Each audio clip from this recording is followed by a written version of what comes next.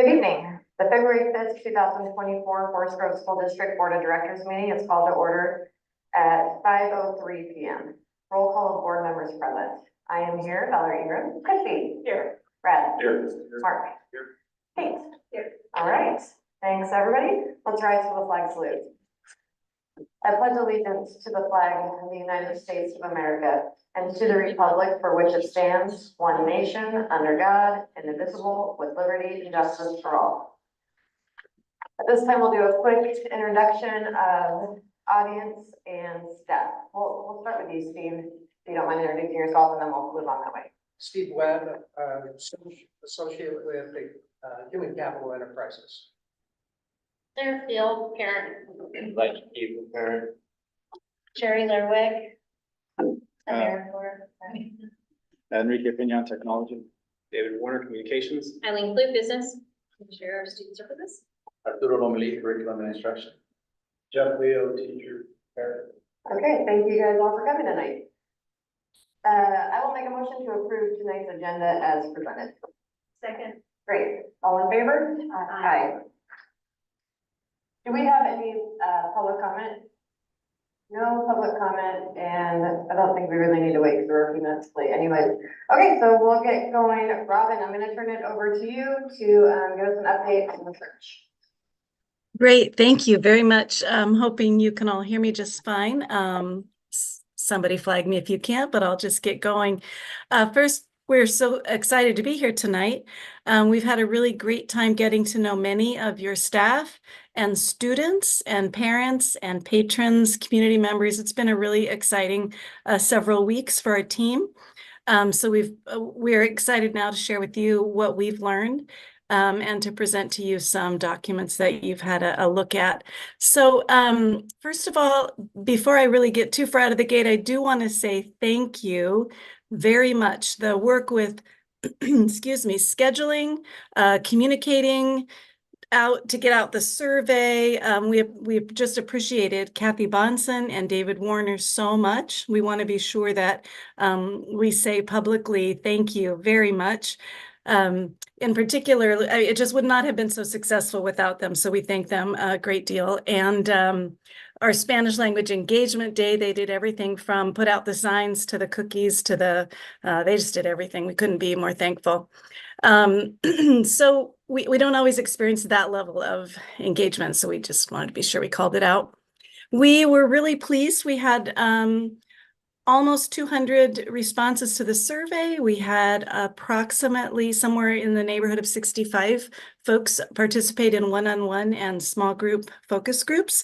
So we feel like that's a pretty robust response to get to you the comments that we're going to make tonight. So you have had a chance to look at a summary document that speaks to what's going well, what your patrons had to say about what they want to be sure is sustained and nurtured, cultivated by the next superintendent.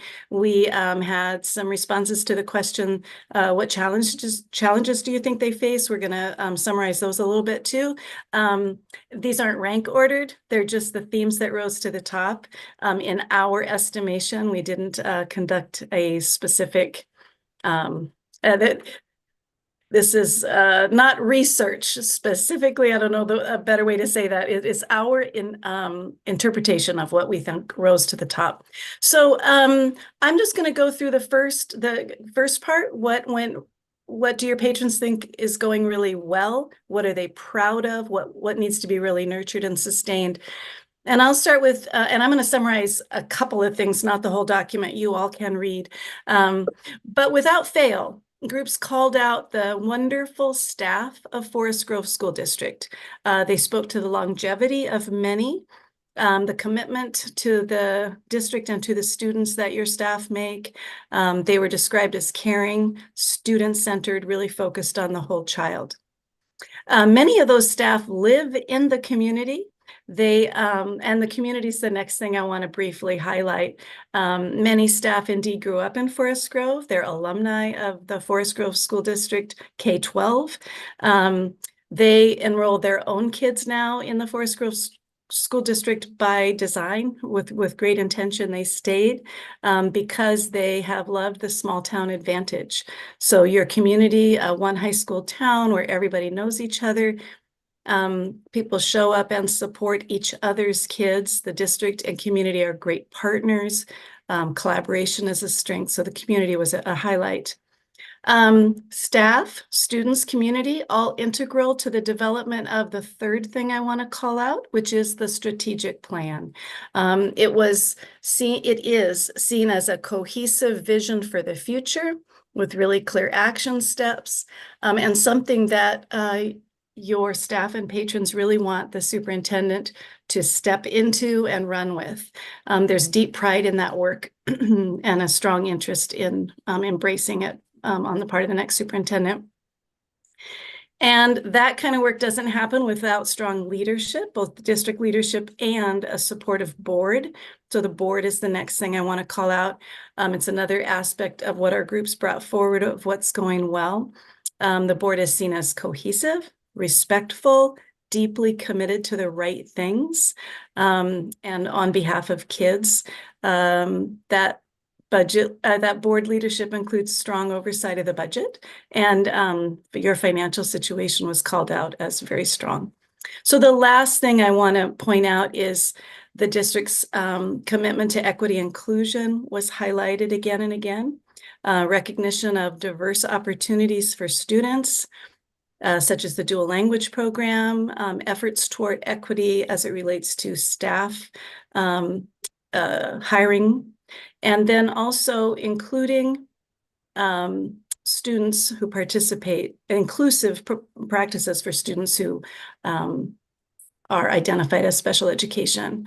So those are the things I would want to highlight. I think, again, I said there were a few more things on our paper, and you may have questions. I can pause here before I pass the baton to Hector. Does anybody have any questions or comments about what's working well? No? Okay, Hector, you're up. Thank you. Thanks, Robin. Good evening, board, and I'd like to echo my colleagues' sentiments around the kind of work that David and Kathy were able to do to help us get the community out and try to engage the community. So sincerely appreciate their efforts. In terms of the areas of focus for a new superintendent, I want to just highlight really just two areas. The first area that I would like to highlight is that academic area and overall academic performance. We know that this topic encompasses several components, but it's clear that the community's focus on ensuring higher levels of student learning at the end of the day, whether it's student engagement or attendance, that was clearly a focus of most community members. The second one is community engagement. This is another important challenge that will pay large dividends in terms of improving the academic performance, the attendance rates, and other areas once that superintendent, along with the cabinet and staff, are able to really focus in on this. So I would say community engagement, and specifically, we heard it loud and clear, our Latinx community, ensuring that there is greater levels of engagement with that community. I feel like they're also ready to help support the mission and vision of the school district. And would you have any questions for Hector or comments about the challenges that have been identified in that summary document? No, I don't think so. Thanks, Hector. Thank you. Thanks, colleagues. It's good to see you from afar. The purpose of that executive summary is twofold. One, it is to inform your community of the strengths of the system and the challenges that the successor superintendent might face. It helps us as we begin thinking about actively engaging our networks with recruitment efforts. We want to make sure that we're trying to align not just the ideal profile, the next superintendent qualifications and criteria with our recruitment efforts, but we want to see evidence of success in sustaining the great good work that's been achieved here in Forest Grove, and evidence of success in tackling challenges that may be similar that this community will face moving forward. We're going to transition very quickly to the ideal profile, and I'm going to share my screen and pull this up. I don't know if you'll be able to see this from this distance, but the reason we facilitate this part of the process in this way is that in the event that there are suggested edits, additions, deletions from this particular document, we can do it in real time and actually see it happening. Let me share my screen and pull up the document, and then I'll provide just a bit of an overview of what you're about to see. And I know you've seen this in advance.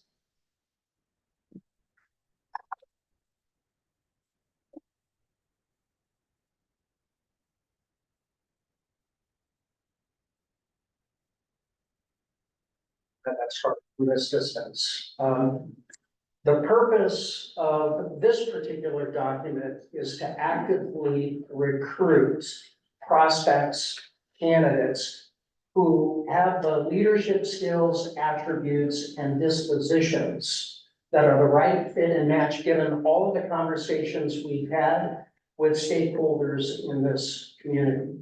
There are 5 leadership criteria domains, and I want to highlight those for you, and then provide just some time for us to talk about the process by which we will revise and finalize the draft ideal profile that's in front of you. There are 5 leadership qualifications and criteria domains that were elevated in our review of the desired skills and attributes and leadership dispositions with conversations within the community. They include, first, a learner-centered instructional leader. And again, I think this is aligned with some of what we heard relative to challenges that the system may face moving forward. Second, strategic fiscal steward. Again, lots of great good work on the financial side of the house for a significant amount of time. You're in a solid financial position. And there's significant interest in maintaining that financial position moving forward. Third, an equity champion, someone who is committed to the diversity, equity, and inclusion work of the school district. And you'll see this in the 5th domain, someone who is a connector, particularly a culturally responsive connector and collaborator with the Latinx community. 4th, a leader who is inspiring, courageous, and inclusive, someone who is a visionary and can tackle tough decisions, even in the face of adversity. And then finally, a community builder, a connector, and a communicator, someone who's an effective and committed at relationships both internally and with your external communities, with your patrons, with your parents, with partners. Those are all critically important moving forward.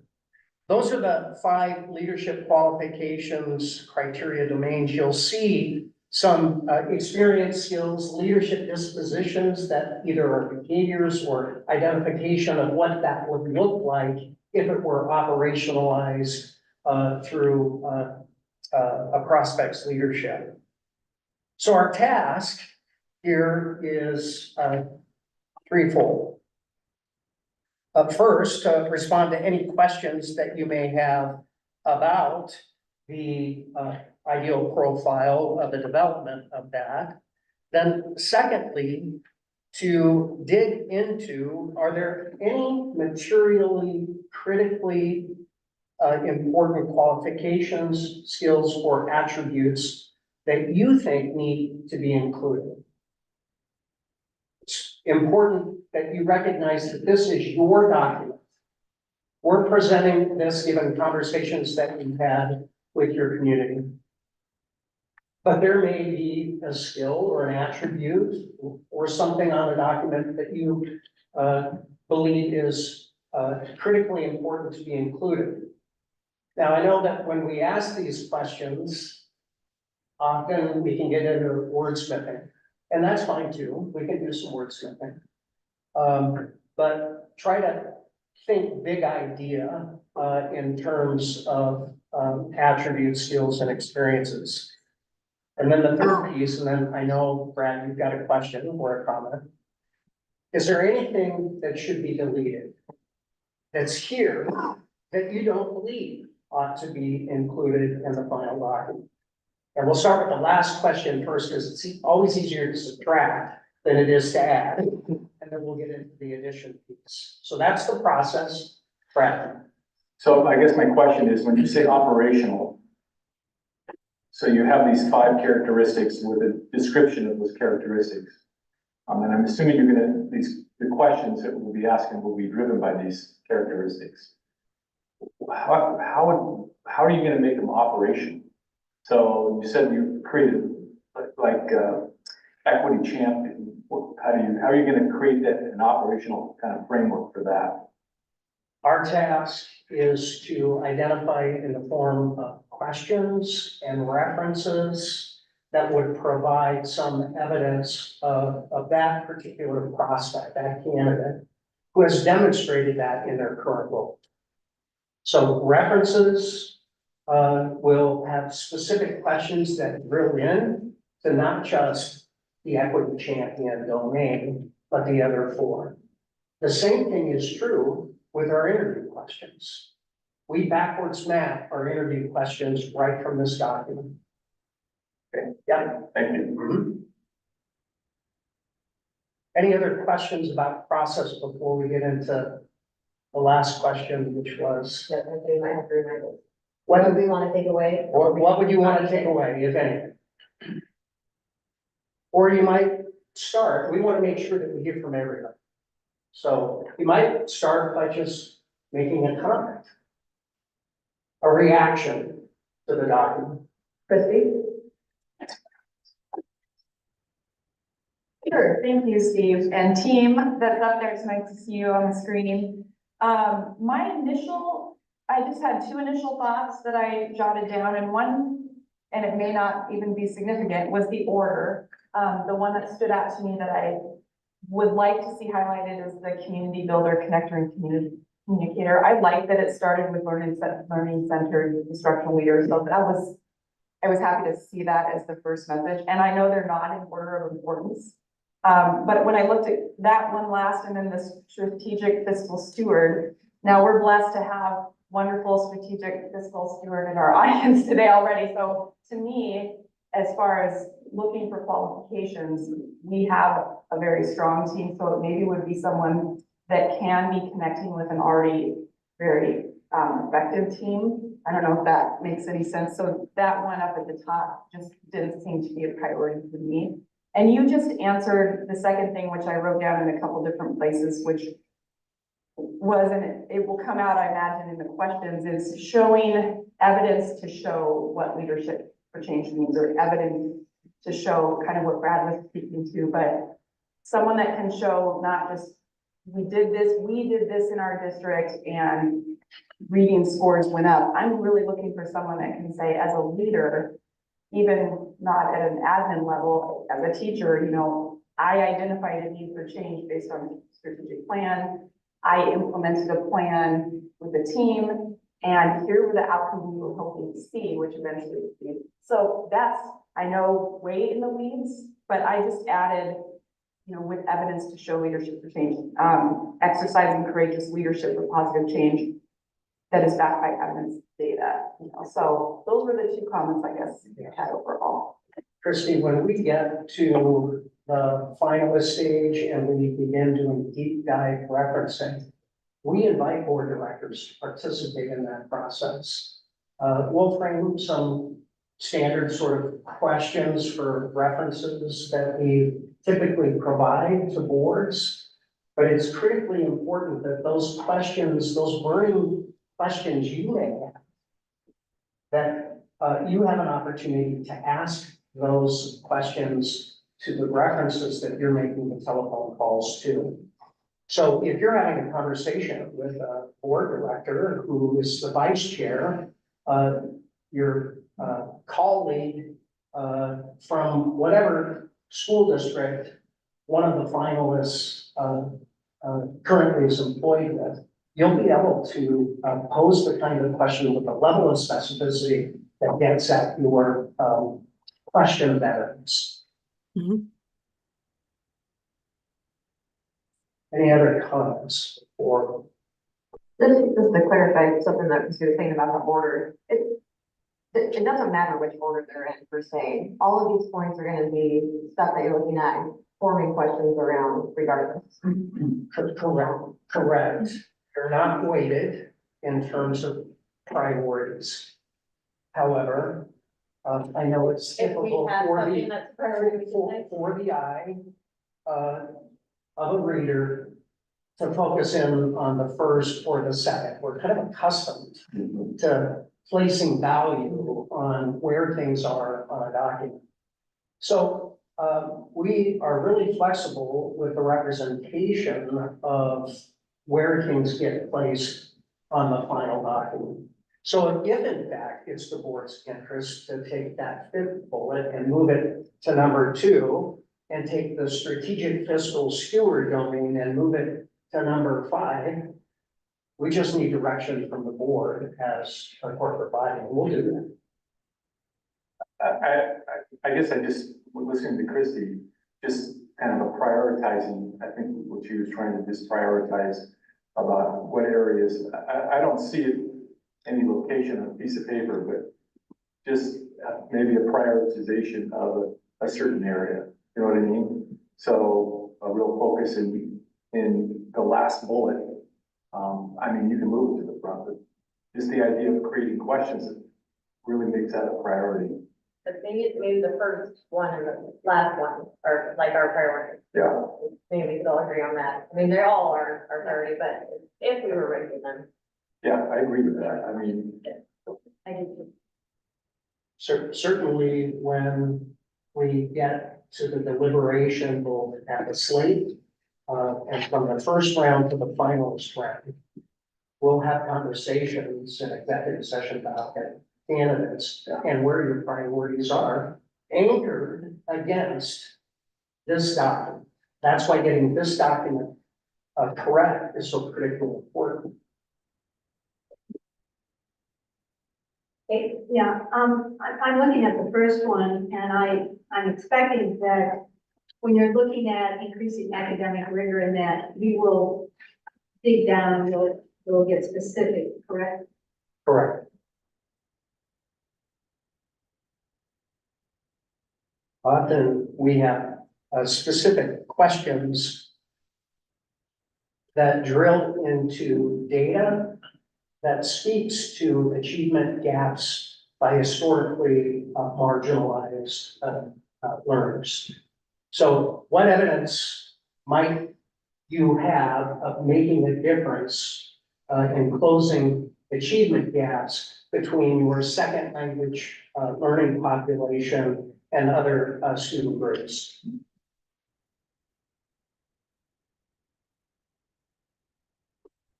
So anything strikes you as language that you don't want included?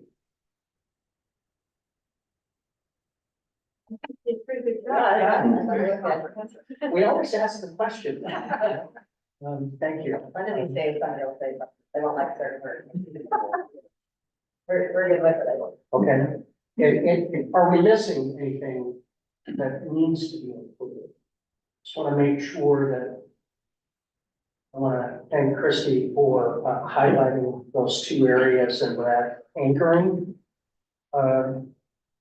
sort of your priority of your priorities as a board member And I think there appears to be some general consensus that those seem to be the two domains that are of the greatest value in terms of the search or the greatest importance to the board.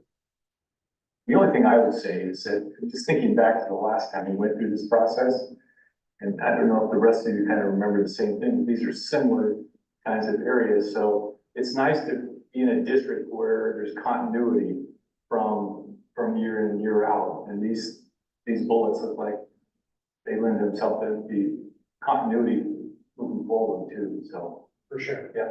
Yeah. Which is why we always lead with the first question, Yeah. right? What's going well? What do you want to see sustained? Yeah. And how can we find the right next superintendent who can build upon the success that has been achieved in this particular community and district moving forward? Okay. So I just want to make sure. I just like you're right. Yeah, hey, come on in. Welcome. Hi, Nate. Of Thanks for joining. course. Okay.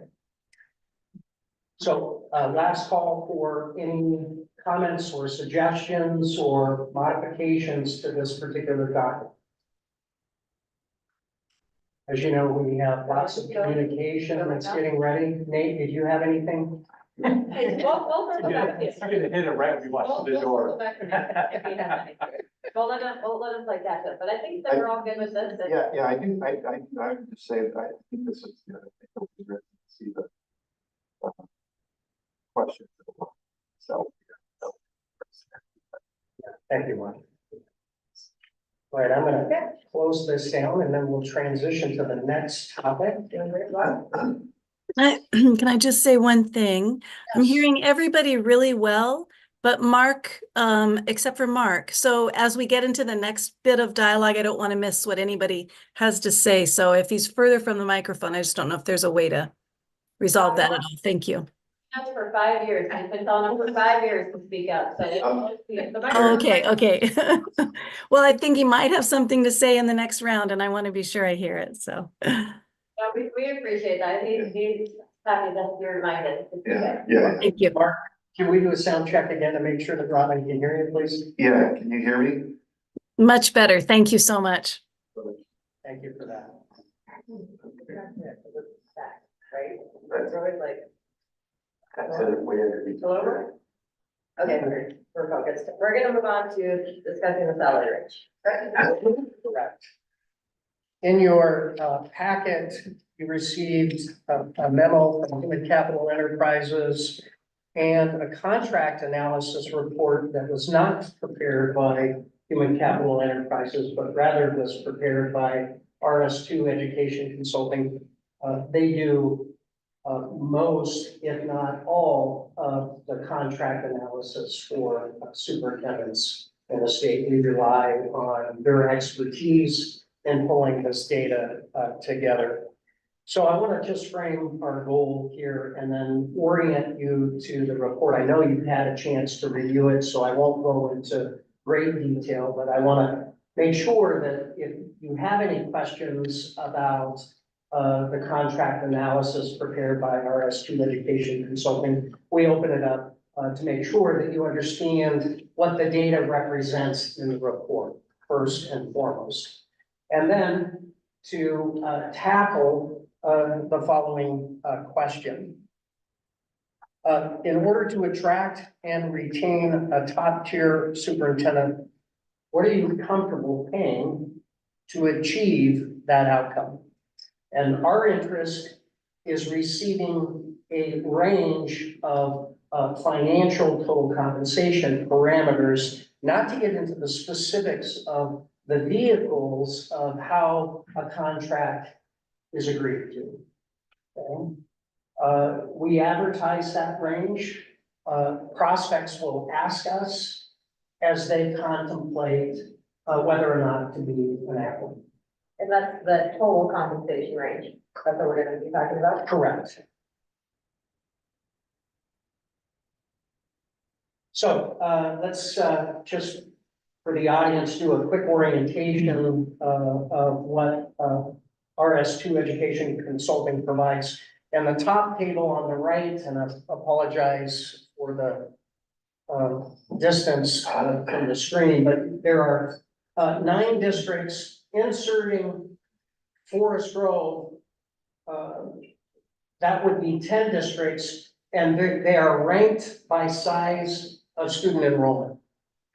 Student enrollment is a proxy for complexity of the superintendency of the work. That's why typically RS2 will take the district, pull 5 below or 4 above, 5 below in order to get the 10.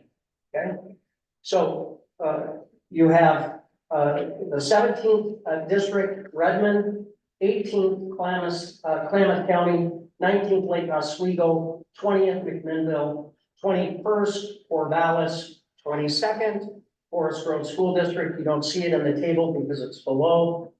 23rd is Roseburg, 24th is Grants Pass, 25th is Centennial, and 26th is Hermiston. Enrollment from 7,000 to 5,400 in terms of size and complexity.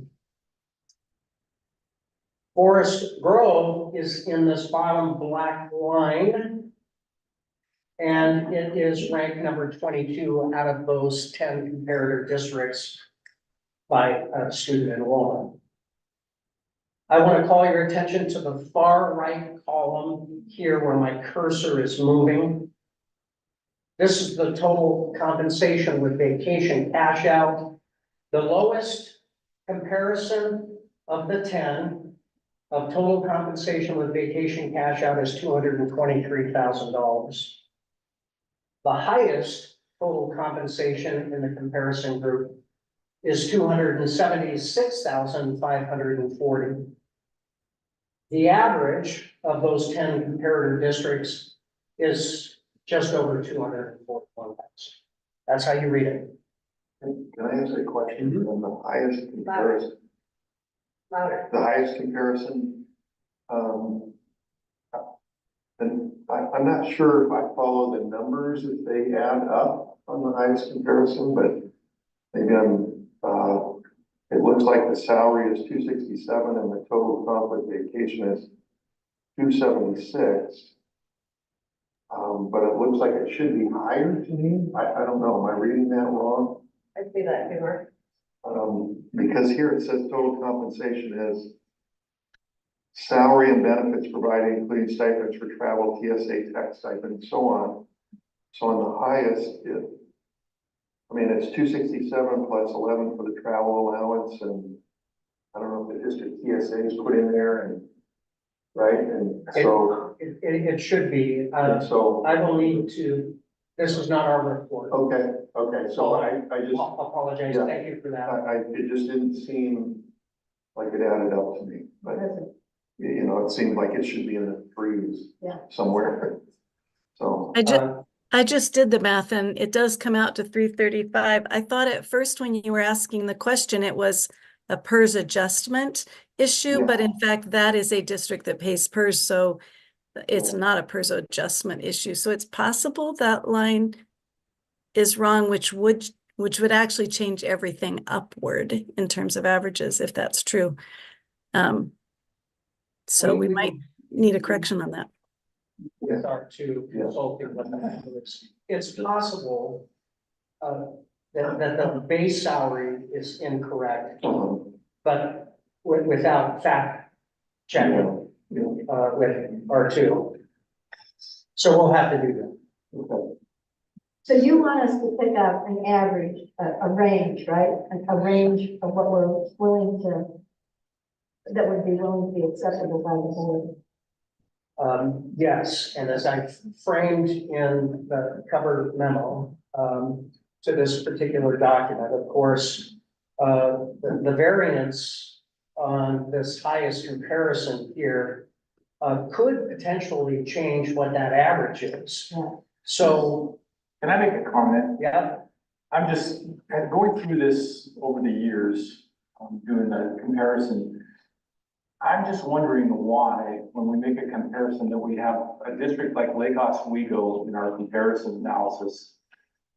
We had a discussion with these guys once before about this. Lake Oswego typically isn't a district that we use as a comparison for our district.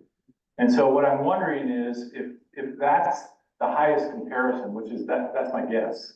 It's likely. Yeah, so that's my guess.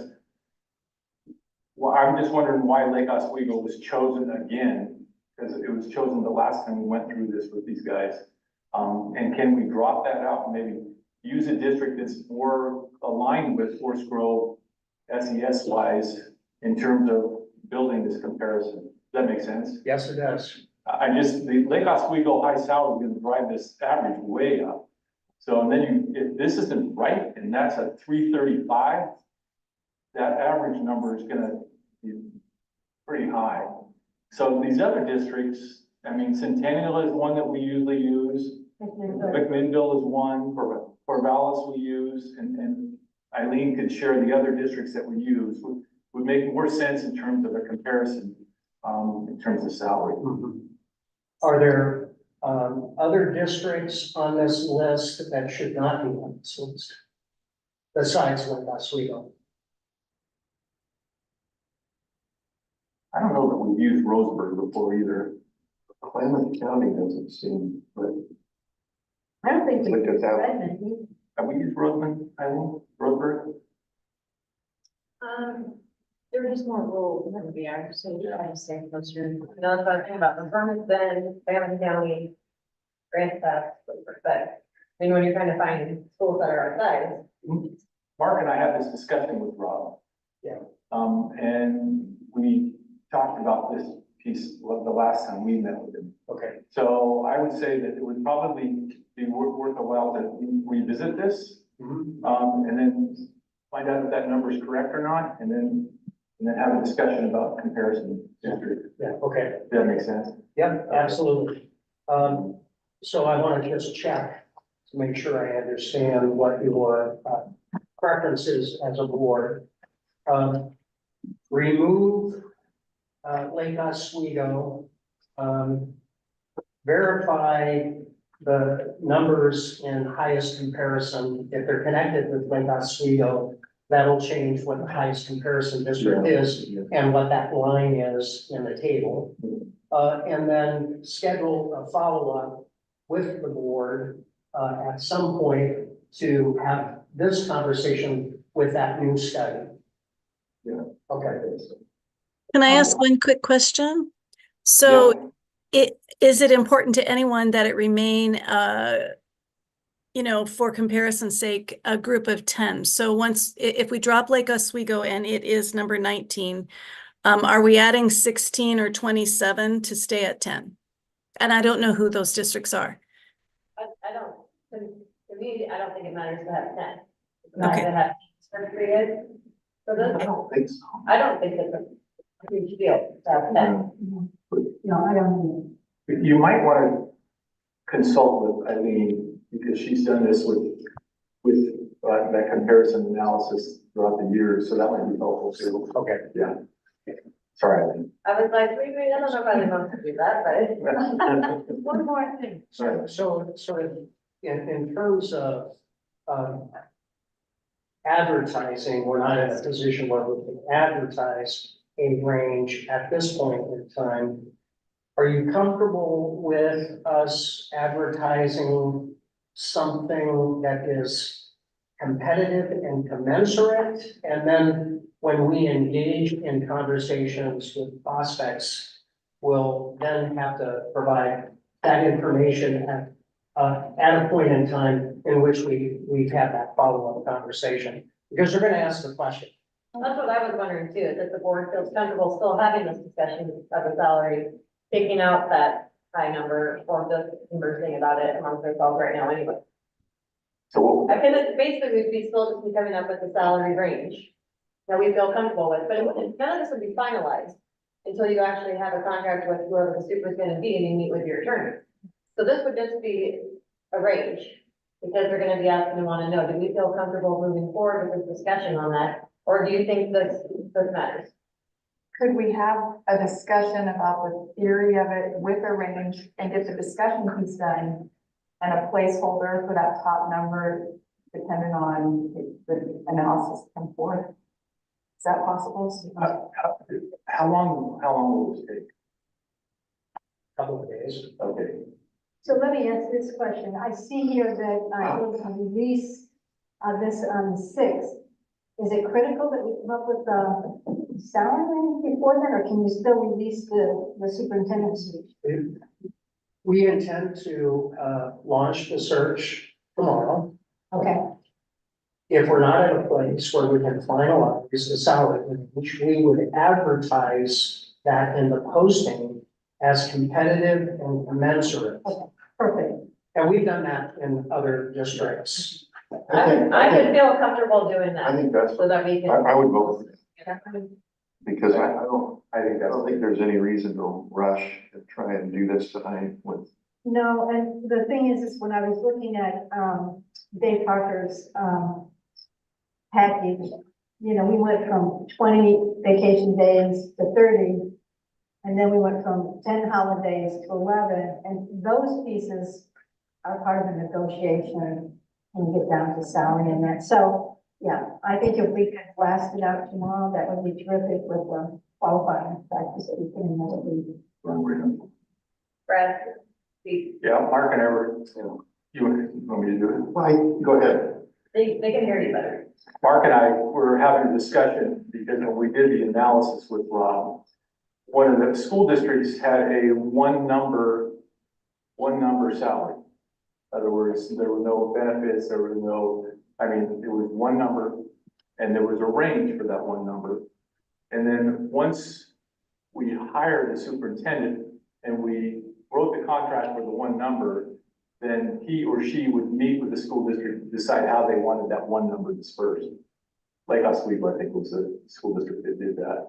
So, which I think makes a lot of sense in terms of a kind of a lucrative setup for a school superintendent coming in, having the flexibility to work with us to build that, whatever that number is going to be, and what he's going to spend that money on. Typically, negotiations occur with the board chair and the attorney representing the board.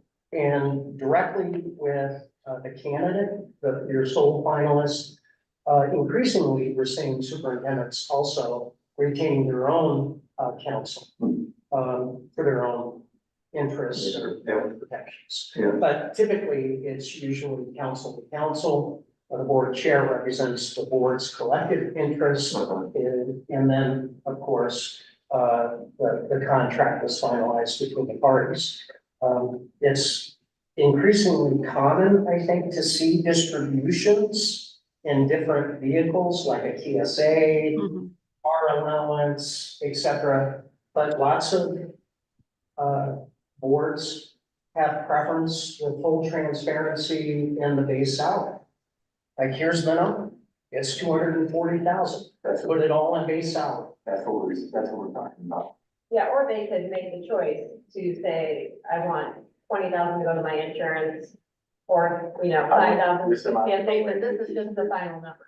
Right, so it just gives you a little more flexibility. It gives us the idea of just one number. And we're not negotiating vacation days or, upfront. Right. So. Robin, you Well, had something? I just wanted to add, when I hear you say one number, what I'm understanding and appreciate is and then it's kind of like in bargaining, here's what we've got, do you want to spend it on insurance? Do you want to spend it on COLA? Right? So I understand the one number concept. I still think you want a range for the one number, because you may get somebody who's coming out of the district office, never been a superintendent before, and you might get somebody who's been a separate superintendent somewhere for 8 or 10 years, and that's probably not the same number. So I do still think a range of what the total number is dependent on experience is likely a reasonable consideration. I wasn't suggesting just one number. Okay. It's range of those. Great. But in terms of once we establish the number, this is the offer, then. Yeah. That's what Okay. we want. Yeah. Well, let me ask this question. Are we talking about, were we hoping tonight that we would come with just a salary range? Yeah. Because I think we're talking about a total compensation range. That's what he's talking about too. Yeah. Okay. You- We're answering the same way. Okay, Yeah. okay, got it. Okay. Hector, did you have anything you wanted to add? I just want to make sure that if there was something else from your perspective that you wanted to share, that you had a chance to share that. No, thank you, Steve. I think you covered all the points, and so did Robin. Thank you. So do you have a suggestion for the salary range, or do you just want to figure out something? How do you want to move forward with that? Usually I recommend finding the average, and then your target should be close to the average. Sometimes it's usually 10,000 less than the average, sometimes it's 10,000 more, depending upon experience and where your sole finalist is in terms of the career.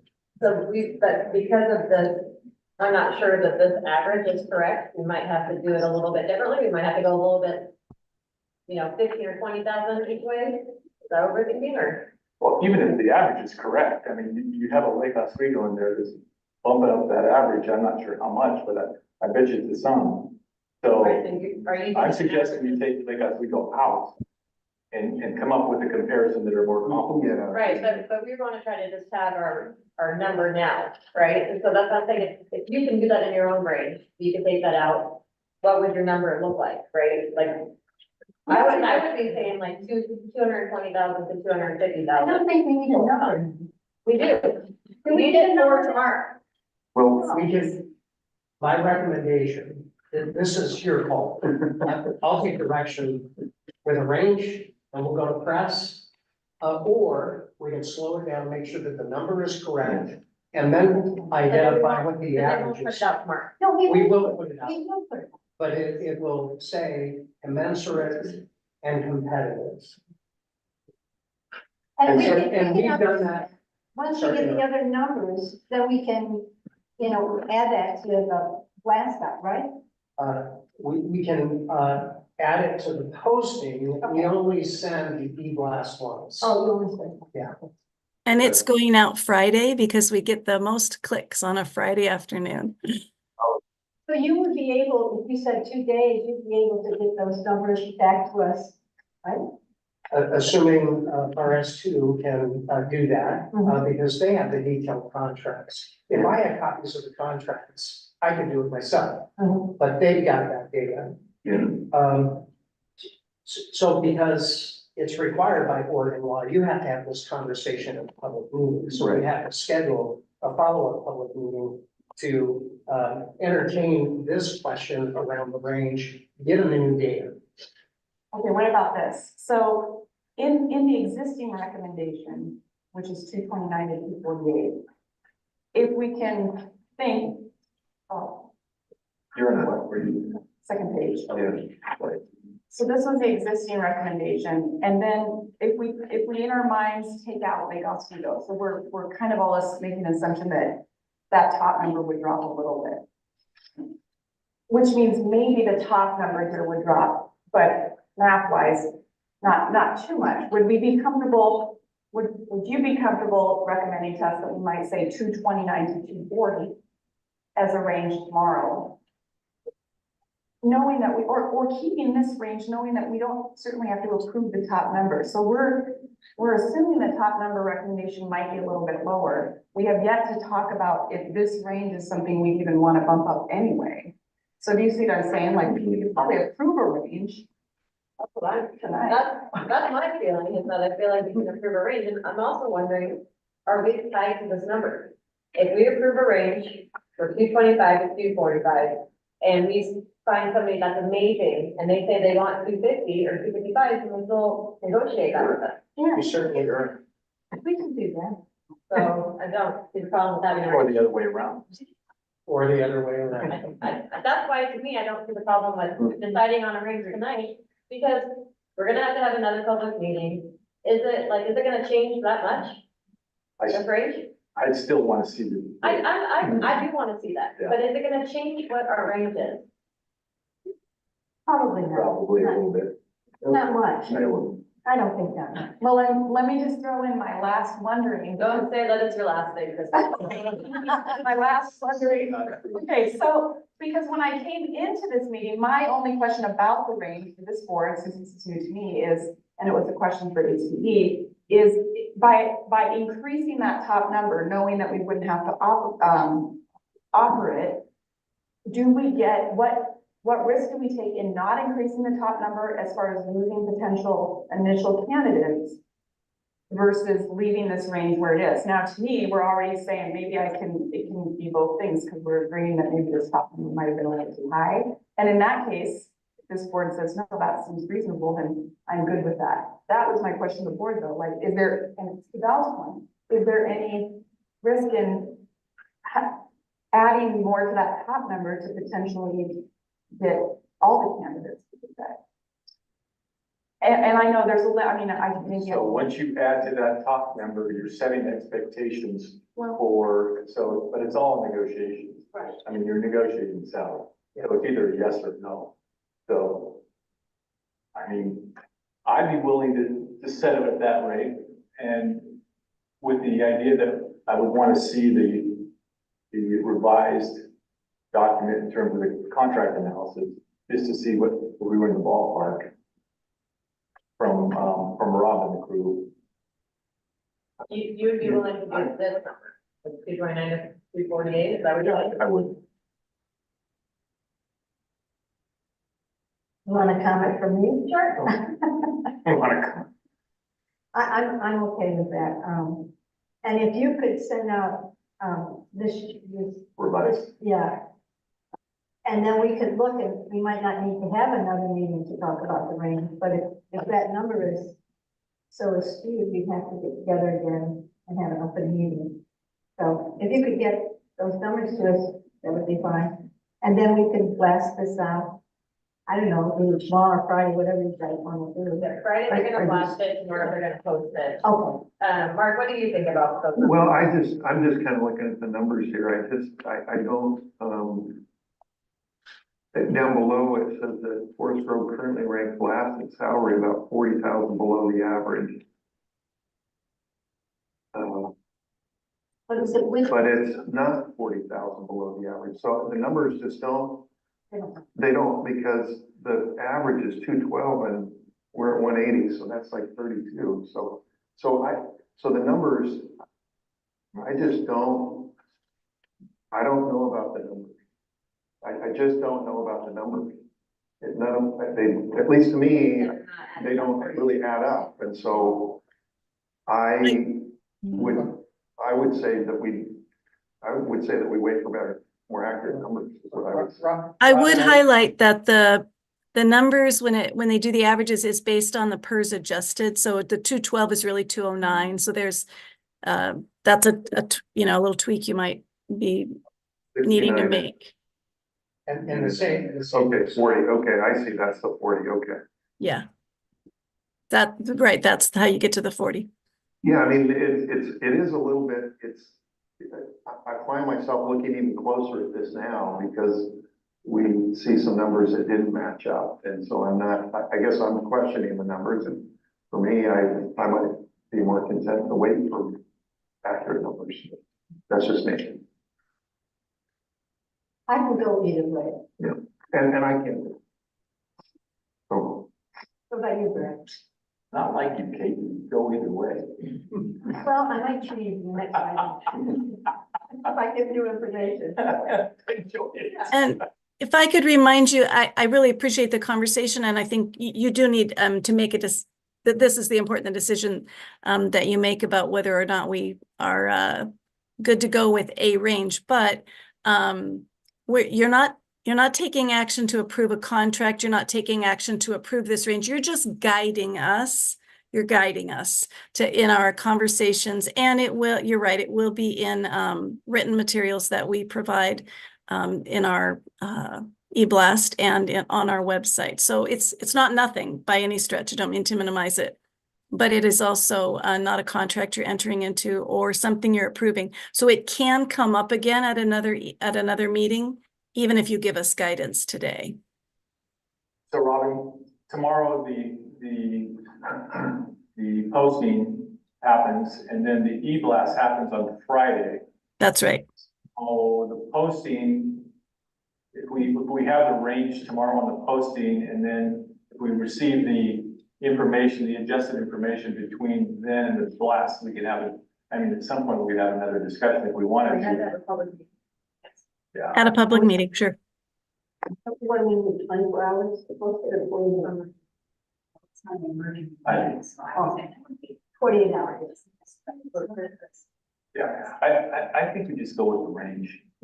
I really do. And I just think that when you get a posting, if you ever look at a posting and there's no range or salary, it makes you wonder. So just go with the posting and then we'll come back and I still want to see this. Understood. So when we get into contract negotiations, those kinds of things, so you're all right with that, Kate? So are we in agreement that we're gonna decide on the salary range or go with the salary range? Go with, yeah. The salary range. And we still would like to see this updated, that we feel it's skewed, and don't come back to us anymore with the little studio stuff.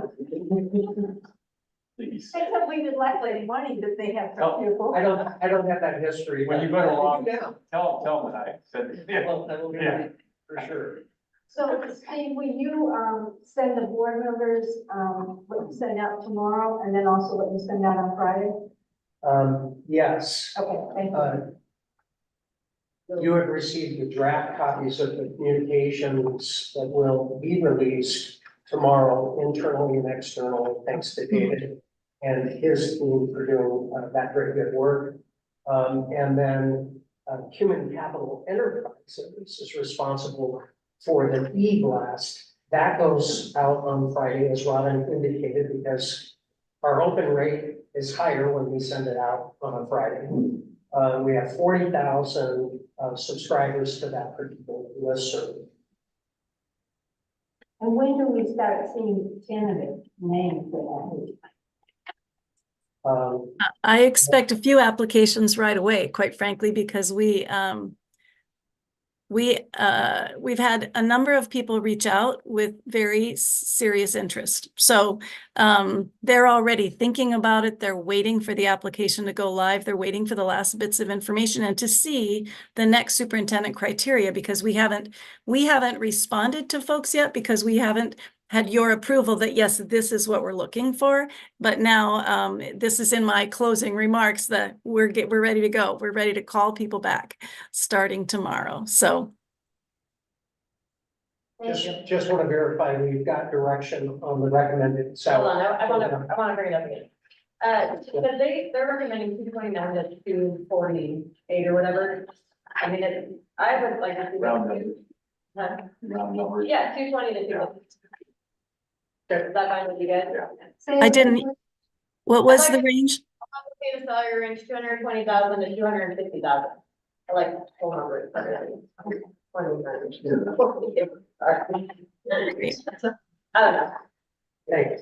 Thank you. Yeah. Bart, we good? Yeah. Just want to make sure. Yeah. I see nodding. I see Okay. people ready to. Are we good with that? And do you guys need to say anything else? I was gonna make it. We just need a Okay, I was motion. gonna do that. Okay, let's do the action item. All right, I move to approve the superintendent criteria as presented. Second. All in favor? Aye. Aye. Thanks. Yeah. Good, dude, that was like a quick little cheat, I didn't even see where you went and where you came from. It was like some magic trick.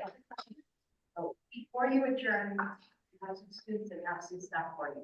Okay, hello, lady. Come on, I was distracted with Nathan on the tie, I didn't see it. I have different places. Yeah. Okay.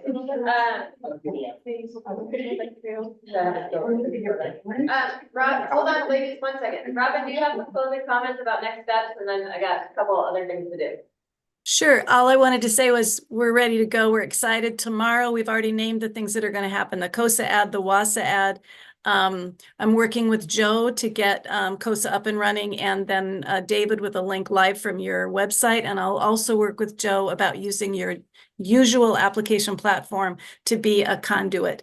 So anyway, we're already ready to respond to those who've reached out. We know there are several people very interested in your organization and being a part of the great things going on in Forest Grove. So we're ready. Great, thanks, Robin, we appreciate that. David, did you have anything, any questions for them, or you good? Nope, we're good. Okay, we appreciate all of it. You're doing, Kathy? I'm good. And David? Okay, thanks, Robin. Thanks, Steve, thanks, Hector, we appreciate it, and, but I'm not adjourning, please, you're on. I was like. So we had a student meeting. The name I talked about. Yeah, okay. Oh,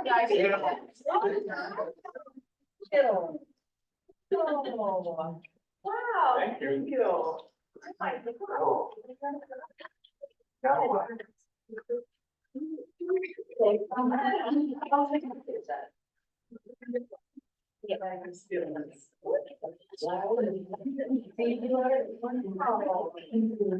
That's very nice of you guys. Thank you. We appreciate it.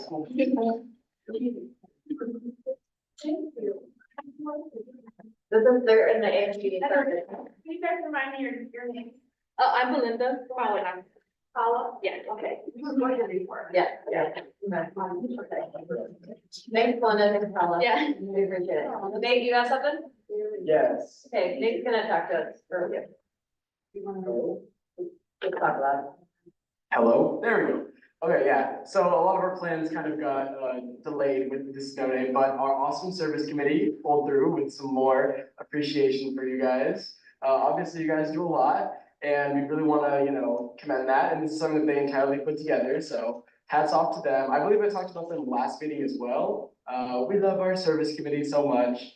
And yes, do I also talk about like stuff happening in school? No, okay, sounds good, then yeah, there we go. Thanks, Melinda. Thanks, Paula. Thanks, everybody, for coming. Meeting adjourned.